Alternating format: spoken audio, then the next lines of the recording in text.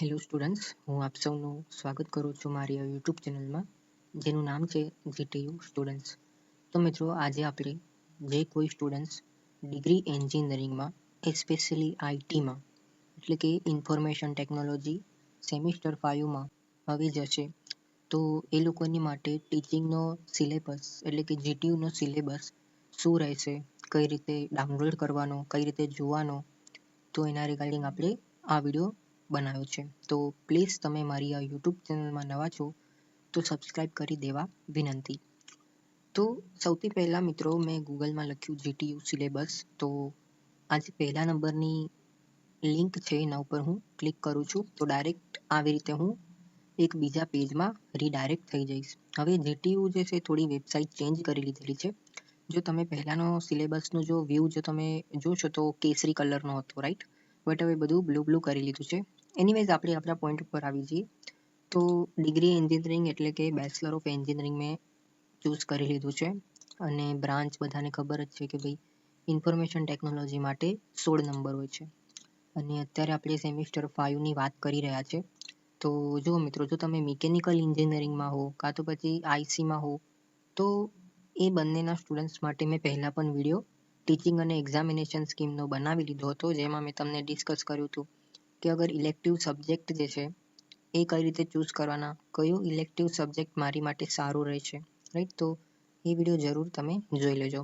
આજે આપણે ઇન્ફોર્મેશન ટેકનોલોજીના રિગાર્ડિંગ એ બધું પણ ડિસ્કસ કરીશું. તો અહીં ઘણા લોકોને ક્વેશ્ચન પડે છે, રાઈટ, કે એકેડેમિક યર હું કઈ રીતે ચૂઝ કરું. તો જો મિત્રો, એવું કન્સિડર કરો કે તમે જો છો એ છેલ્લા સ્ટુડન્ટ્સ છો 2018 અને 19ના સિલેબસના પ્રમાણે, રાઈટ?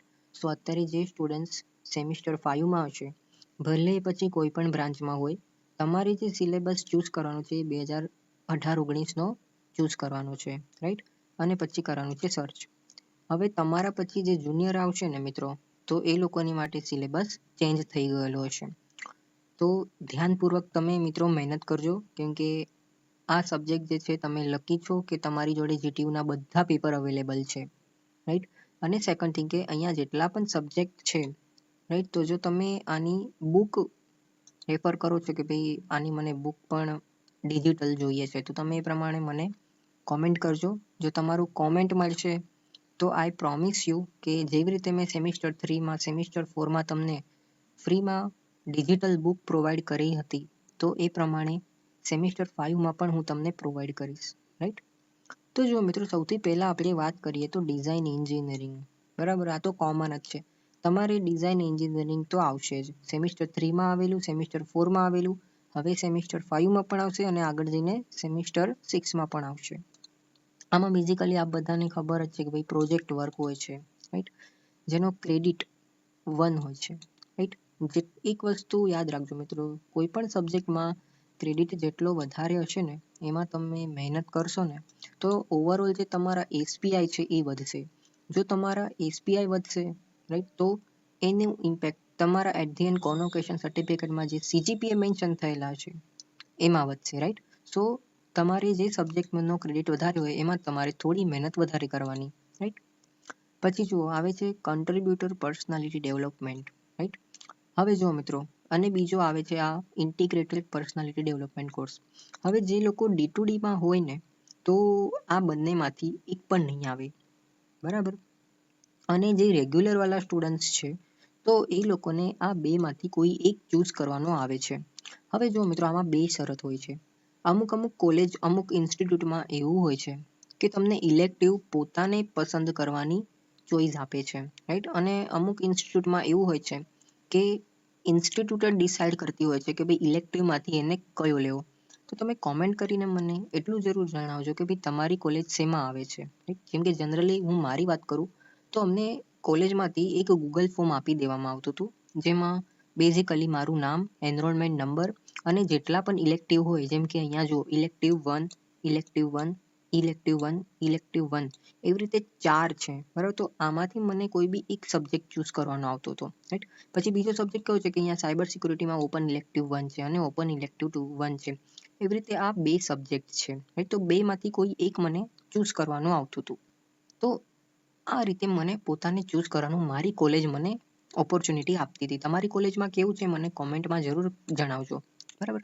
હવે આપણે અગેન હું મારા પોઈન્ટ ઉપર આવી જાઉં છું કે ભાઈ આ જે છે CPDP અને IPDC આ D2D વાળા સ્ટુડન્ટ્સને નથી આવતું તો તમારે ટેન્શન નહીં લેવાનું. બરાબર. હવે જે રેગ્યુલર વાળા સ્ટુડન્ટ છે તો એમને આ બેમાંથી કોઈ એક વસ્તુ પસંદ કરવાની અને આની GTUની એક્ઝામ પણ હોય છે. આ વસ્તુ તો તમને ખબર જ હશે. બરાબર. અહીંયા ક્રેડિટ 2 છે. અહીંયા તમે જોઈ શકો છો GTUની એક્ઝામ 70 માર્કની છે. અહીંયા મેન્શન જ કરેલું છે. રાઈટ. પછી જો મિત્રો આપણે કોર સબ્જેક્ટ ઉપર આવી જઈએ એટલે કે એવા સબ્જેક્ટ કે જે D2D અને રેગ્યુલર બંનેને આવશે અને પરમનન્ટ રહેશે એટલે કે આ સબ્જેક્ટ તો રહેશે જ. સૌથી પહેલો સબ્જેક્ટ છે ડિઝાઇન એન્જિનિયરિંગ, બીજો છે સબ્જેક્ટ CPDP કાં તો પછી IPDC. બરાબર. અને ત્રીજો સબ્જેક્ટ છે એનાલિસિસ એન્ડ ડિઝાઇન અલ્ગોરિધમ.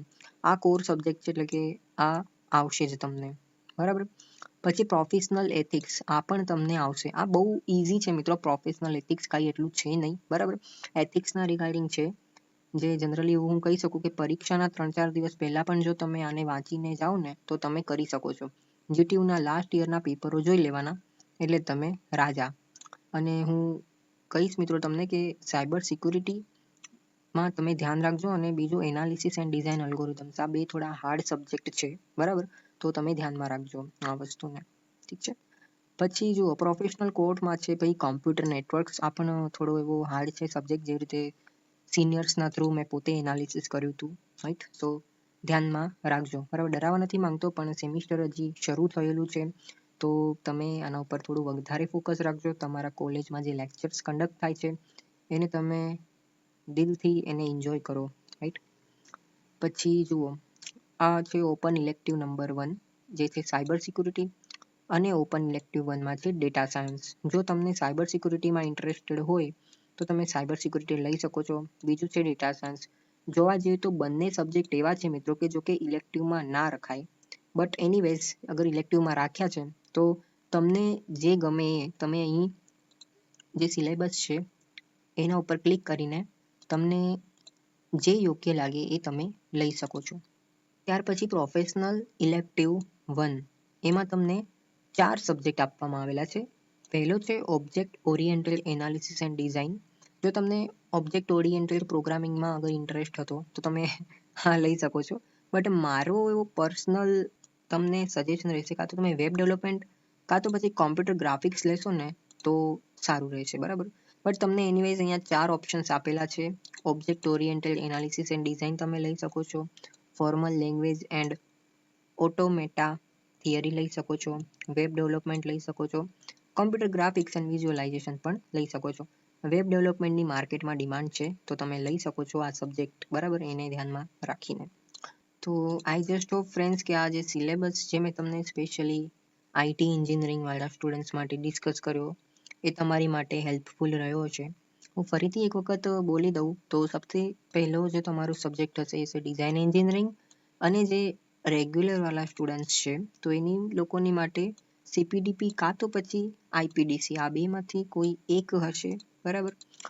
પછી પ્રોફેશનલ કોરમાં આપણો 3જા નંબરનો સબ્જેક્ટ છે એ છે એનાલિસિસ એન્ડ ડિઝાઇન અલ્ગોરિધમ. ચોથો સબ્જેક્ટ છે આપણો પ્રોફેશનલ એથિક્સ. 5મો સબ્જેક્ટ છે આપણો કોમ્પ્યુટર નેટવર્ક્સ.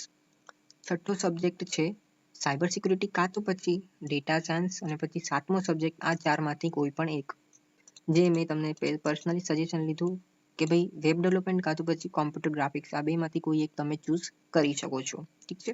તો આઈ જસ્ટ હોપ ફ્રેન્ડ્સ કે તમને વિડીયોમાં ખબર પડી હશે. જો તમને કોઈ કન્ફ્યુઝન હોય તો તમે મને કોમેન્ટ કરી શકો છો કાં તો પછી તમે મને ડાયરેક્ટલી ઇન્સ્ટાગ્રામમાં પણ મેસેજ કરી શકો છો. અને થર્ડ થિંગ કે જો તમને આ સબ્જેક્ટમાંથી કોઈ પણના ડિજિટલ નોટ્સ જોતા હોય તો તમે મને કોમેન્ટ કરો. જો તમારા કોમેન્ટ વધારે આવશે ધેન આઈ પ્રોમિસ યુ હું એના રિગાર્ડિંગ બુક તમને જરૂર શેર કરીશ. સાથે સાથે જેમ જેમ સેમિસ્ટર ઓવર થાય છે રાઈટ તો હું GTUના પણ ક્વેશ્ચન્સ અને આન્સર્સ તમને શેર કરતો જ હોઉં છું. તો તમે નવા છો મારી યુટ્યુબ ચેનલમાં તો જલ્દીથી સબસ્ક્રાઈબ કરી દો. સો મને પણ મોટિવેશન મળે અને સાથે સાથે પછી તમારી માટે પણ હું કંઈક નવું લાવતો જ રહું. તો મળીએ આવા જ કોઈ ઇન્ફોર્મેટિવ વિડીયો સાથે. ત્યાં સુધી બાય બાય.